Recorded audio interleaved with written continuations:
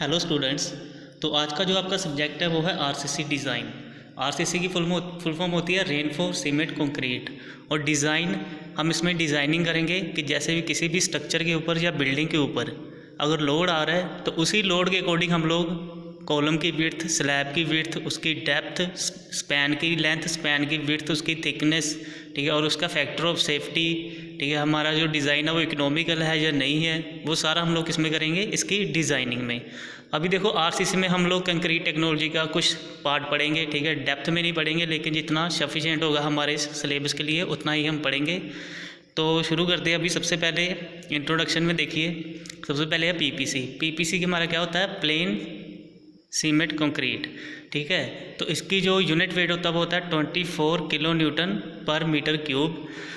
तो पीसीसी हमारी क्या होती है, वो हाई इन किस में होती है, उसकी जो कंप्रेशन स्ट्रेंथ है वो काफ़ी हाई होती है, बट जो उसकी टेंसाइल स्ट्रेंथ है वो काफ़ी कम होती है, ठीक है। तो इसीलिए हम इसको यूज़ करते हैं सिर्फ फाउंडेशन में, या फिर हम यूज़ करते हैं इसको फ्लोरिंग में।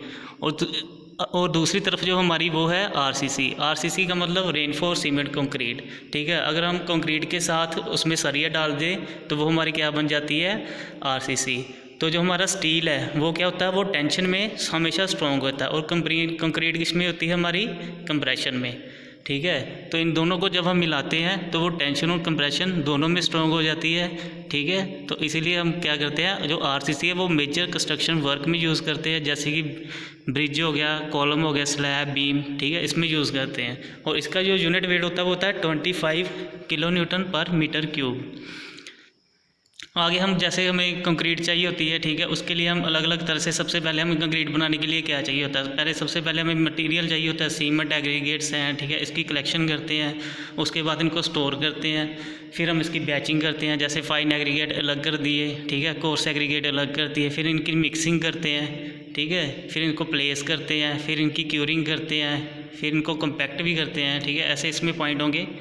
उसके बाद हमारा क्या है, रिक्वायरमेंट्स ऑफ गुड कंक्रीट, ठीक है। गुड कंक्रीट के लिए हमें क्या क्या मतलब चाहिए होता है, सबसे पहले जो हम एग्रीगेट यूज़ करते हैं वो क्लीन होना चाहिए, हार्ड होना चाहिए, ड्यूरेबल होना चाहिए, ठीक है, उसकी वर्केबिलिटी अच्छी होनी चाहिए, कॉम्पैक्ट होना चाहिए, वो डेंस होना चाहिए, ठीक है, उसके वेदर का कोई इफेक्ट नहीं पड़ना चाहिए। वाटर सीमेंट रेशो हमें बिल्कुल एक्यूरेट रखनी है, ठीक है। सीमेंट का हमारा होमोजीनियस मिक्सचर होना चाहिए।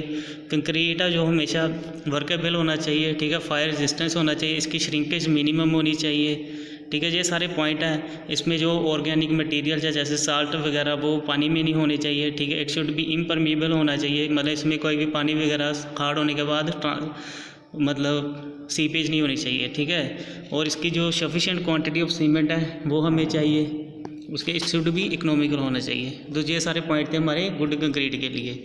आगे हमारा नेक्स्ट है grade of concrete and characteristic strength. देखो ये जितना भी हमारा आरसीसी का सिलेबस है हम अकॉर्डिंग टू चल रहे हैं कोड IS 456-2000 के अकॉर्डिंग, ठीक है। तो जो हमारी ग्रेड है वो टोटल कोड में है 15 ग्रेड्स दी रखी है हमें, जो M10 से लेके M80 तक है। तो M का मतलब क्या होता है, मिक्स, ठीक है, और 80 में उसकी क्या होती है, कंप्रेसिव स्ट्रेंथ। तो कैरेक्टरिस्टिक स्ट्रेंथ आगे आ जाता है जैसे हमारा। तो कैरेक्टरिस्टिक स्ट्रेंथ का मतलब होता है कि हम इसमें 5% क्या निकालते हैं, प्रोबेबिलिटी।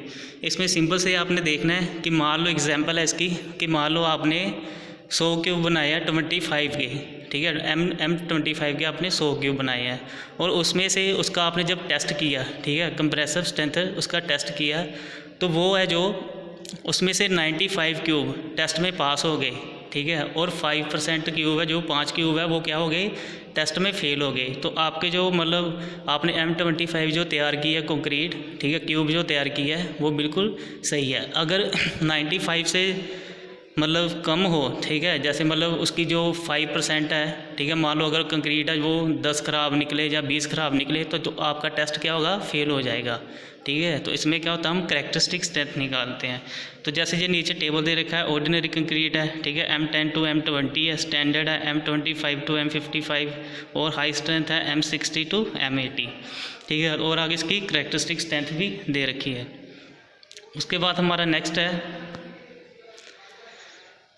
जो हमारी कंक्रीट है, ठीक है, वो हम मतलब following point should be kept in my mind for using different grade of concrete, ठीक है। जब हम कंक्रीट को यूज़ करते हैं कौन सी कंक्रीट कहाँ पे यूज़ करनी है ये हमें पता होना चाहिए, ठीक है। जो हमारा IS 456/2000 क्या बोलता है कि मिनिमम ग्रेड ऑफ कंक्रीट है वो M20 है, जो हम RCC वर्क में यूज़ कर सकते हैं। मतलब M15 M10 आप लोग PCC में इंक्लूड करोगे, और उसके बाद जो M20 है या उसके ज़्यादा है वो आपकी किस में आ जाएगी, RCC में।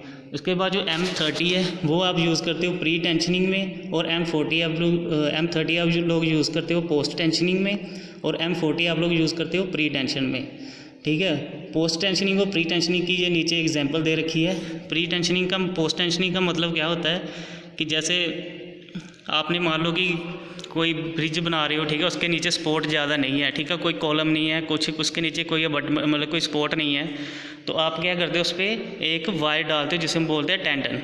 ठीक है। तो भाई आगे इसका पूरा चैप्टर है, मैं सिर्फ एक बेसिक सा समझा देता हूँ। तो उसी टेंडन को हम क्या करते हैं, उसमें डाल के उसको खींचते हैं। ठीक है। खींचने के बाद हम उसको कट कर देते हैं, जैसे ये बना हुआ है कास्टिंग बेड। ठीक है। तो खींचने के बाद क्या होता है, वो अपवर्ड डिफ्लेक्ट होता है। अपवर्ड डिफ्लेक्शन होगा तो वो हमारा क्या होता है, पोस्ट टेंशनिंग। ठीक है। पोस्ट टेंशनिंग में क्या करते हैं कि हम लोग कंक्रीट पहले डालते हैं, उसके बाद वायर डालते हैं। प्री टेंशनिंग में क्या करते हैं, हम लोग पहले वायर डालते हैं, फिर उसके बाद हम लोग कंक्रीट डालते हैं। ठीक है। अभी फ़िलहाल के लिए आप इतना समझिए, बाकी इसका जो आगे पूरा चैप्टर है उसमें आपको एक पूरा डीपली समझा दूँगा।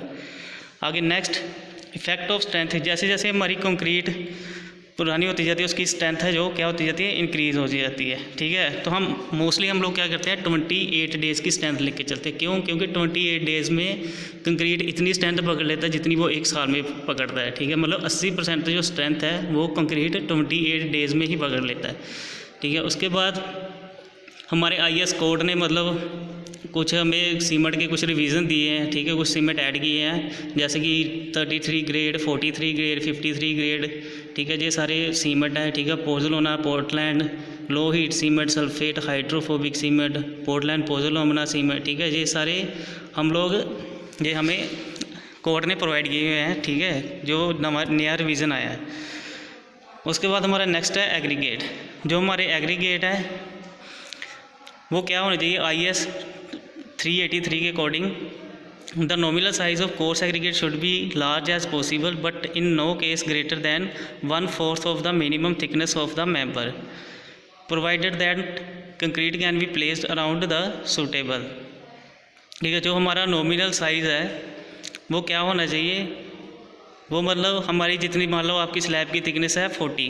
ठीक है। 40 mm आपकी क्या है, स्लैब की थिकनेस है। एग्जांपल के लिए बता रहा हूँ, उसका आपको सिर्फ 1/4 हिस्सा लेना है एग्रीगेट का, जैसे 40 × 1/4 कर देना है। ठीक है। तो जितना आपका आंसर आएगा वो आपका क्या हो जाएगा, nominal size of coarse aggregate. ठीक है। बट जहाँ पे हमें कोई रिस्ट्रिक्शन ना हो, ठीक है, सी पॉइंट में क्या बोल रहा है कि जहाँ पे हमें कोई रिस्ट्रिक्शन ना हो वहाँ पे हम लोग क्या करते हैं 20 mm का भी 40 mm का भी यूज़ करते हैं, बट मोस्टली हम लोग RCC वर्क में 20 mm का यूज़ करते हैं। ठीक है। For heavily reinforced concrete member in case of ribs main beams the nominal size of aggregate should be restricted to 5 mm less than the minimum clear distance between the. कहते हैं कि जितना भी आपका मतलब आपने जो मतलब हैवली रेनफोर्स्ड बीम, ठीक है, जहाँ पे आपने स्टील का ज़्यादा यूज़ किया हुआ है, ठीक है, वहाँ पे आपने मतलब जो उसका जितना उसका क्लियर डिस्टेंस होगा, इनर टू इनर जो डिस्टेंस होगा किसका, स्टील का, ठीक है, इनर टू इनर डिस्टेंस होगा उसका -5 mm, ठीक है, उससे 5 mm कम लेना है, जहाँ फिर जितना कवर उसको प्रोवाइड किया होगा उससे 5 mm माइनस करके लेना है। ठीक है। Course and fine aggregate shall be based separately, ये दोनों सेपरेटली बेस्ड होने चाहिए। उसके बाद हमारा क्या, वाटर। ठीक है। जो हम पानी यूज़ करते हैं कंक्रीट के लिए वो क्या होना चाहिए, वो क्लीन होना चाहिए। ठीक है। उसमें कोई ऑयल, एसिड या कोई साल्ट नहीं प्रेजेंट होना चाहिए। हमें कोई मतलब ये नहीं है कोई गंदा पानी यूज़ कर लिया कंक्रीट मिक्स के लिए, हमें हमेशा जो हम लोग पानी पीते हैं वही यूज़ करना है। और इसकी जो pH वैल्यू है वो <6 होनी चाहिए। ठीक है। इसमें हम कभी भी सी वाटर यूज़ नहीं करते।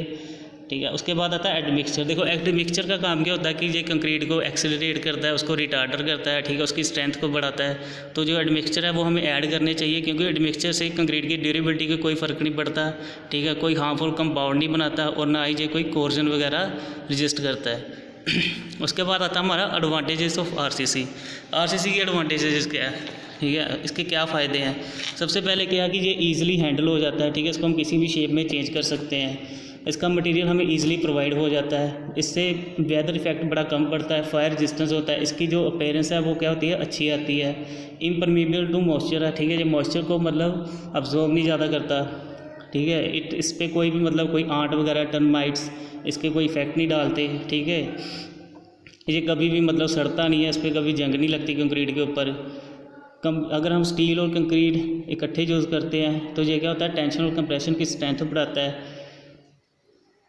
आगे इट हेल्प्स इन मेकिंग ये earthquake structure, earthquake resistance structure बनाता है, ठीक है। High pressure of pump it can be led in difficult position. अगर हमें बड़ी हाइट पे बिल्डिंग बनानी है तो हम क्या करते हैं, पंप की मदद से कंक्रीट को वहाँ तक ले जा सकते हैं।